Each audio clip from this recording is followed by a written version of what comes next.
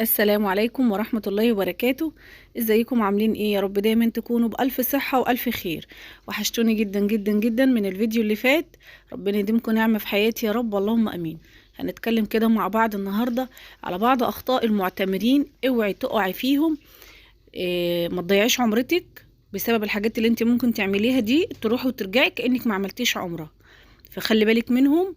وده من بعض تجارب الآخرين وبعض تجارب الناس اللي راحت وبصي بقى من كتر الأسئلة اللي بتتردد، فيعني نسأل الله القبول. بس قبل ما نكمل الفيديو بالله عليك ما تنسى اللايك والاشتراك في القناة لو لسه ما اشتركتيش. أول خطأ خالص من البداية، لو نسيتيه ممكن تضيع عليك عمرتك، ان انتي تطوفي حول الكعبة وانتي مش متوضية، وانتي مش على وضوء. فخدي بالك من النقطة دي وافتكريها كويس. يعني ركن أساسي من أركان مناسك العمرة الصحيحة ان انت تكوني على وضوء. طيب تاني خطأ ممكن أي حد يعمله أو ينسى، إن هو ما يكملش الطواف العدد السبع أشواط حول الكعبة كاملين، العدد بتاعه يكون ناقص. ركزي وانت بتطوفي حول الكعبة علشان يكون العدد بتاعك مكتمل. طب أنا دلوقتي حصل لي مثلا إن انت وضوءك انتقد، تقدري تخرجي من الطواف وترجعي للطواف تاني، بس ابدأي بالعدد الأقل. لو انت نسيتي انت في رقم كام، لو انت مثلا كنت في الخامس، وعلى ما روحتي الحمام وسرحتي ومش فاكره ان كنت في الخامس ولا في الرابع، ارجعي للرابع. او بعد لما بتخلصي طواف حول الكعبه اعملي مره كمان، طوفي مره كمان زياده، علشان تبقي متاكده 100% ان طوافك حول الكعبه 7 اشواط تامين تامين تامين. هو ليه انا يعني مش عايزاكي تقع في الاخطاء دي؟ لان انت في اللحظه دي او في الاخطاء الكبيره اللي انت ممكن ما الطواف بتاعك ما يكونش تام، عملت اي شيء من محظورات الاحرام، بيبقى عليكي دم، عليكي صك، عليكي دم، عليكي شاة ممكن تذبحيها، او عليكي وانت هناك وانت في مكانك. فيعني ده مش حاجه سهله ان احنا مثلا ممكن نستغفر وخلاص، لا انت كده عمرتك ما تمتش. فركزي الله يبارك لك وانت بتعملي العمره، علشان حتى انت تبقي راجعه كده مطمئنه ان انت اديتيها كويس وان انت اتمتيها كويس. فهعيد معاكي تاني المحظورات اللي هي في حاجات، يعني الشيوخ بيقولوا لنا ان في حاجات عادي ان انت لو عملتيها بتستغفري، او ان انت مثلا بتسألي طبعا الشيخ يشوف على حسب الحاجة اللي انت نسيتيها. يعني في اخت من الاخوات بتقول انا طول العمرة وانا نازل عليا دم، طول تأدية العمرة وهي كانت بتاخد الحبوب وهي ما هيش عارفة. طب يا حبيبتي وانت هناك ما سألتيش ليه؟ مستنية لما تروحي وترجعي وبعد كده جايه بتسألي؟ انا بزعل والله من كنت يعني السؤال ده ضايقني جدا في اليوم ده. بقيت اقول طب ما هي كانت هناك، يعني انت صارفه ومكلفه ودافعه قد كده، كنت استشرت دكتور، كنت رحت لدكتوره هناك خاصه يا ستي نسائيه، ورحتي كشفتي هناك وطمنتي على نفسك وشفتي ان كان ده نزيف ولا ان كانت دوره ولا ان كانت ايه. قعدت شويه مثلا هيدوكوا ادويه وهيدوكوا حاجات سريعه بسرعه عشان تقدم مناسك العمره بتاعتك. وبرضه لازم تسالي شيوخ، والموضوع كبير، مش ان انت روحتي وراجعه تاني. فخلي بالكم الله يبارك لكم، علشان مش كل يوم هنطلع عمره، وعشان الله اعلم ربنا هيكتبها لنا تاني ولا لا. فناخد بالنا من النقطه دي كويس. طيب ايه تاني يا مراوضه اللي ممكن يعني يضيع علينا العمره بتاعتنا؟ ان انت تطوفي حول الكعبة وانت لابسة الحذاء بتاعك. طب انا بشوف ناس لابسة اللي هي اللي في اعزكم الله شباشب كده بتكون بصباع، فالكعب بيكون خارج منها. ده يا اختي احنا مش متأكدين منه، فاللي احنا متأكدين منه واللي نهى عنه النبي صلى الله عليه وسلم ان احنا نطوف حول الكعبة واحنا لابسين الحذاء. انت كأنك في صلاة، ما ينفعش ان انت تصلي وانت لابسة الحذاء في رجليكي.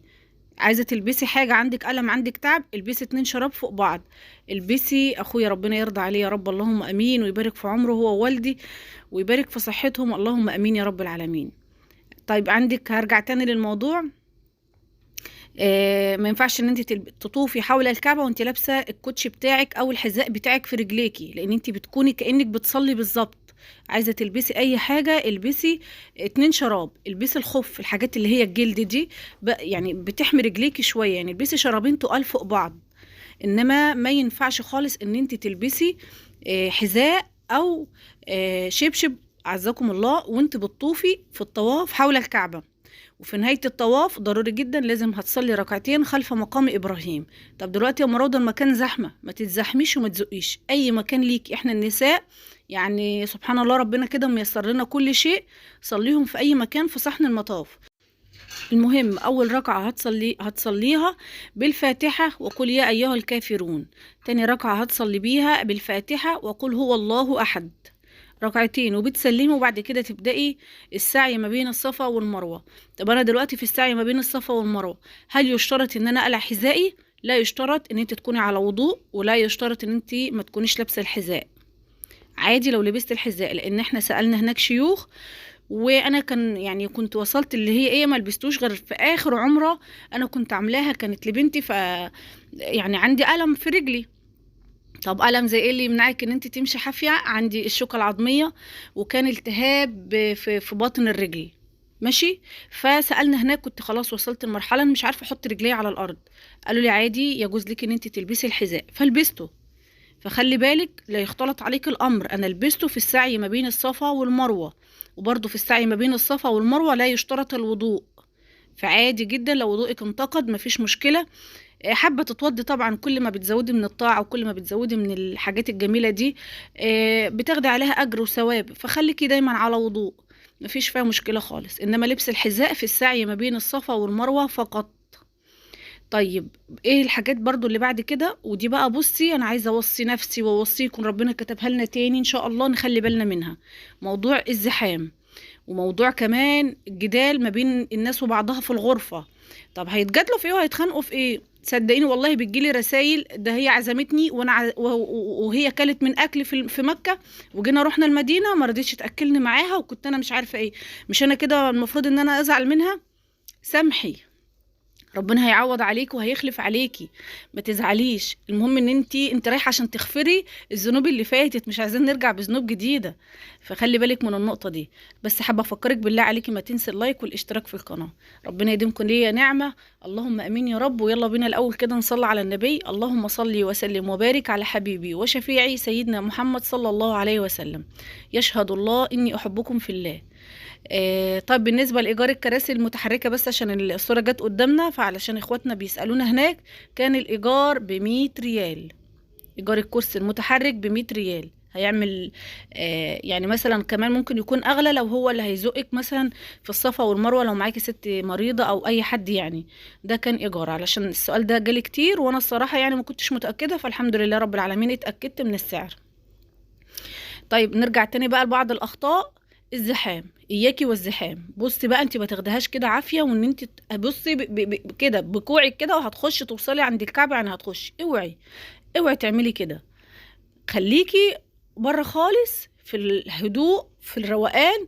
ولما طب انا نفسي ان انا المس الكعبه، ودي الصراحه بتبقى امنيتنا كلنا مش انت لوحدك.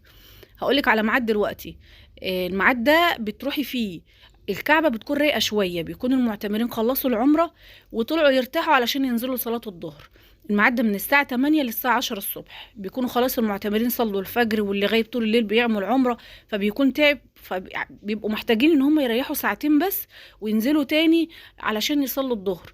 فبيبقى من 8 ل10 ده أروق مكان، أو أروق اللي هو أروق وقت. يعني توصلي للكعبة بس. انما علشان تروحي عند الركن اليماني، او ان انت تروحي عند الحجر الاسود، ده شيء صعب. لما راحت كانت في صحابية من الصحابة راحت للسيدة خديجة رضي الله عنها وارضاها، وقالت لها ان انا قبلت الحجر الاسود. فقالت لها وهل زحمت الرجال؟ وهل زحمت الرجال؟ لان هي عارفه ان المكان ده بيكون زحمه، واحنا الستات مش هتعرفي، مش هتقدري توصلي له. هو يعني بص، حجر من الجنه سبحان الله، وليه اجر عظيم ان اللي بيلمسه ده ربنا بس بيغفر له ذنوبه.